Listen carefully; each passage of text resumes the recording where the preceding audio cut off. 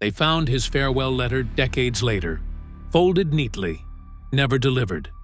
Fujio Hayashi was supposed to die for the emperor. He climbed into a kamikaze plane, fueled it for a one-way mission, and stared death in the face. But something happened. His mission was cancelled, and he lived. What followed was a lifetime of guilt, silence, and unbearable memory. He was one of the few kamikaze pilots to survive. But surviving wasn't freedom. It was a sentence. And what he revealed about the kamikaze program decades later has shattered the glorified myths and exposed a dark, haunting truth Japan never wanted told. Fujio Hayashi stood on the runway in 1945, barely 20 years old. The rising sun flag hung limp in the windless morning. His Tokotai plane, Japan's version of a flying coffin, sat ready. It had one purpose: to crash into an American warship. Hayashi had said his goodbyes.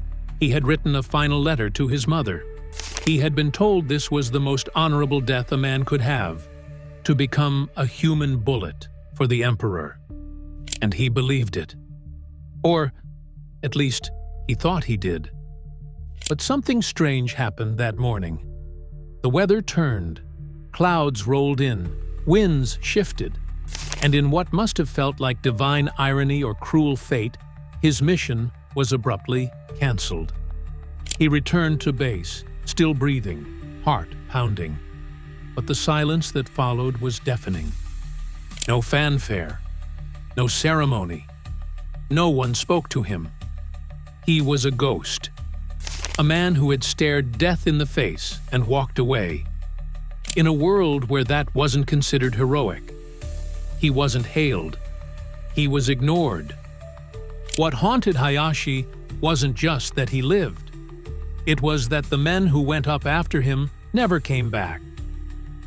"I was ready to die," Hayashi later recalled. "Then I lived. That's the part no one prepared us for." This wasn't an isolated glitch. It was the beginning of an unraveling, not just for Hayashi's mind, but for the myth Japan had built around the kamikaze. A myth that turned young boys into weapons, a myth that still echoed in the silence of a cancelled mission. To understand why Hayashi felt more ashamed of surviving than proud of living, you have to understand the kamikaze machine. Japan didn't just build planes, it built an ideology, one that glorified death as the ultimate expression of loyalty. Boys as young as 15 were pulled from classrooms and told their deaths would purify the soul of the nation. Training for kamikaze pilots was brutally short. Less about flying, more about obedience.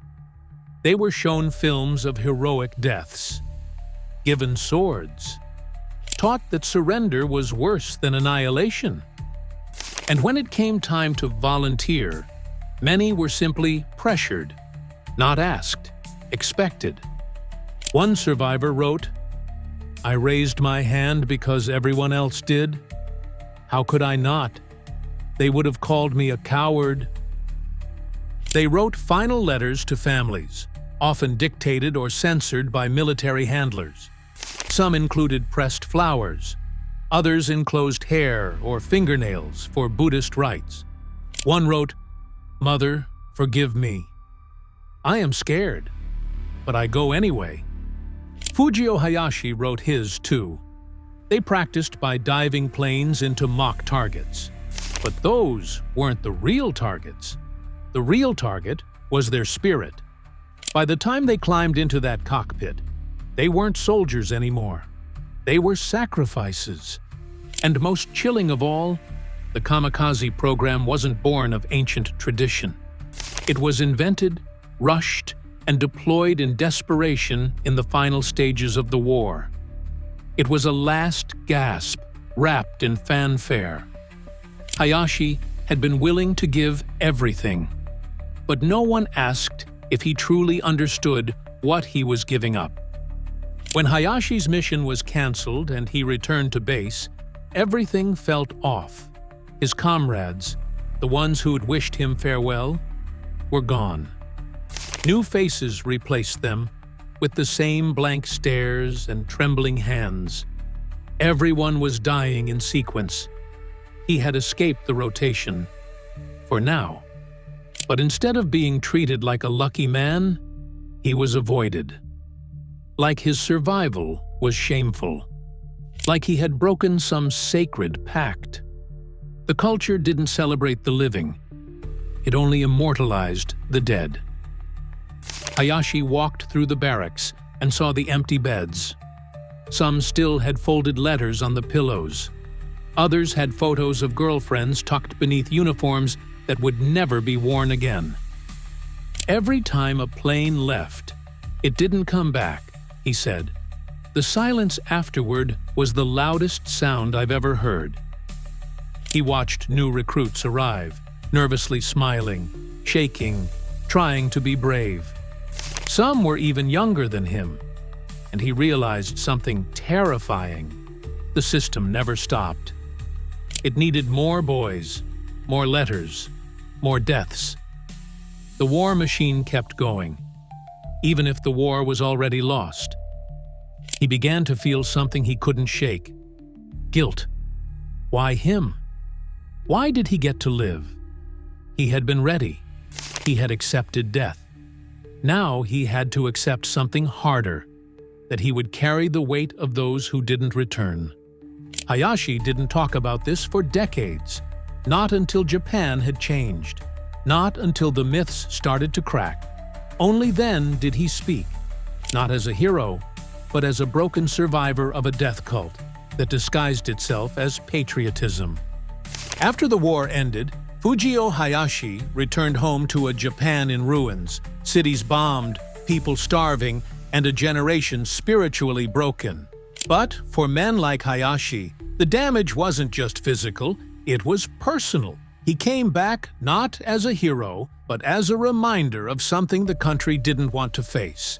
That their war effort had included sacrificing boys in a suicide machine that didn't even win the war. The truth was, survivors of the Kamikaze program weren't welcomed. They were often ignored, ridiculed, or forgotten. The government no longer praised them. Families who had received letters and relics from fallen sons were treated with reverence. But Hayashi? He was an uncomfortable relic of a failed ideology. "I thought I would be celebrated for being willing to die," he later said. "Instead, I was treated like I had dishonored the dead." Some Kamikaze survivors were branded cowards. Others remained silent for decades, fearing judgment. Many never told their own children the truth. The government made efforts to suppress interviews or memoirs that criticized the imperial order. They wanted to preserve the myth of glory, not confront the reality of psychological manipulation. Hayashi suffered in silence. He lived in a small town, took up work in a factory, and rarely spoke about what had happened. But inside, the guilt festered. He had trained to die. He had written his last words. And now he had to live with the fact that his survival made him invisible in the eyes of a nation obsessed with death as virtue. Worse still, he wasn't alone. There were hundreds like him, kamikaze pilots whose missions were delayed, canceled, or rerouted. Some had mechanical failures, others were reassigned, but none of them fit into Japan's post-war narrative of martyrdom. And so they were left out of the story, until some of them decided to speak. For decades, Japan preserved and displayed letters written by kamikaze pilots in museums, often cherry-picked for patriotism. But when historians finally dug into the uncensored letters, a different picture emerged. One of fear, regret, and unimaginable pressure. One pilot wrote, "I cannot say I am brave. I do not wish to die. But if I refuse, what will become of my family?" Another confessed, "They told me I was lucky to be chosen. I wanted to run, But where would I go? These weren't warriors driven by fanaticism. They were teenagers, students, poets, and sons, pushed into a system that gave them two options: die honorably or live in shame. Some kamikaze pilots wrote multiple farewell letters because their missions kept getting postponed. One man wrote 13 different goodbyes. Can you imagine writing your last words over and over, only to return each night and have to do it again?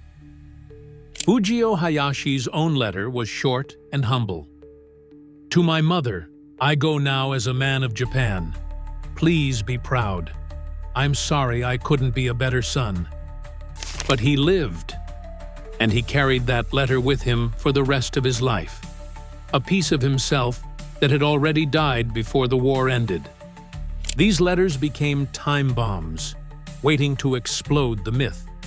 Once exposed, they proved something Japan never wanted to admit: that kamikaze pilots weren't volunteers. They were victims of a culture that wrapped death in silk and called it honor. Hayashi would later reflect that he never truly believed in the glory. He simply feared the dishonor more.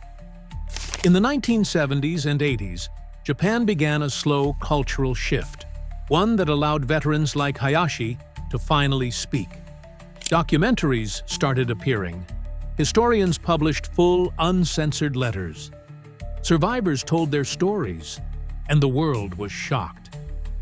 Fujio Hayashi agreed to a rare interview. His voice was quiet, his eyes distant. He didn't tell grand war stories. He didn't brag. He spoke about the silence that followed him for decades. No one ever told us what we were really dying for, he said. We were told we were gods. But I came home, and I was a ghost. He spoke of comrades who cried the night before their missions, of boys who tried to sabotage their own planes, of letters they burned so their families wouldn't feel ashamed. These were not the images Japan had immortalized. The kamikaze myth had always been simple: brave boys, willing hearts, divine sacrifice. But now it was clear that image had been carefully crafted by wartime propaganda. The real kamikaze pilots were scared, manipulated, and lied to. The idea of volunteering wasn't pure. In many cases, students were told to step forward in front of their peers, knowing full well what refusal meant. Others were given no choice at all. Hayashi's survival became more than a glitch in the narrative. It became a crack in the armor. And from that crack, the truth began to pour out. Fujio Hayashi may have survived the war, but a part of him never left that airstrip in 1945. For the rest of his life, he lived in quiet obscurity, working odd jobs, avoiding attention, and staying silent about his past. It wasn't until he was in his 60s that he began to open up, slowly, carefully, as if the words themselves might still betray him. He wasn't proud of surviving. He was ashamed. I still ask myself, why did I live? He once said. Was my life worth more than theirs? Each year, on the anniversary of his canceled mission, he would light incense, not for himself, but for the boys who never came back. He kept a small box of mementos, a folded farewell letter, an armband, and a photo of a friend who died the week after Hayashi's own flight was canceled. That friend's name was never recorded in any official war memorial. Hayashi told no one about the nightmares, the dreams where he was back in the cockpit, flying toward an American ship, hearing his heart pounding louder than the engine. He'd wake up in a sweat, breathless, still gripping his sheets like a control stick. And then came the worst part, the guilt that he had the luxury of waking up at all. He began writing his own account in a small notebook, not for publication, just to try and understand what he had survived. In one passage he wrote, We believed dying was a way to become eternal, but it was living that haunted us. Hayashi's story was not unique. Survivors like him, maybe a few hundred in total, became walking contradictions in post-war Japan. They were supposed to be dead. Instead, they were ignored, shamed, or worse, forgotten. And yet, the weight they carried was heavier than any glory could ever be. Today, Japan officially remembers the Kamikaze pilots as national heroes. Shrines are built in their honor. Museums display their belongings. But rarely, if ever, do these exhibits show the darker truth, the psychological manipulation, the coerced volunteering, the unfiltered final letters soaked in fear. Fujio Hayashi spent his final years trying to change that. He gave testimony to researchers, appeared in documentaries, and participated in interviews where he told the full, unpolished truth. He said Japan needed to stop romanticizing the kamikaze pilots as eager warriors. They were victims of a desperate military, of a collapsing empire, and of a culture that confused obedience with honor. "We didn't fly for glory," he said in one interview. "We flew because we were told to, because we didn't know how to say no." The government didn't respond. His story was quietly tolerated, but not amplified. And when school children are taught about the kamikaze today, it's still mostly the myth, not the man. Not the boy who survived, who cried, who came home, and who struggled to find meaning in a life he was never supposed to have. Even now, many Japanese officials avoid direct acknowledgement that the kamikaze program was a massive psychological campaign to turn young boys into fuel for a dying empire. But survivors like Hayashi make it impossible to forget, because they are the cracks in the story, the living proof that the narrative wasn't just flawed, it was fabricated. He paused, his voice trembled, and then he said, "I'm sorry I lived, but I lived for you." He died quietly, in a small home surrounded by the few people who knew the full weight of his past. No grand military ceremony, no medals, just a man who had finally told the truth and then passed into history. But his words remain.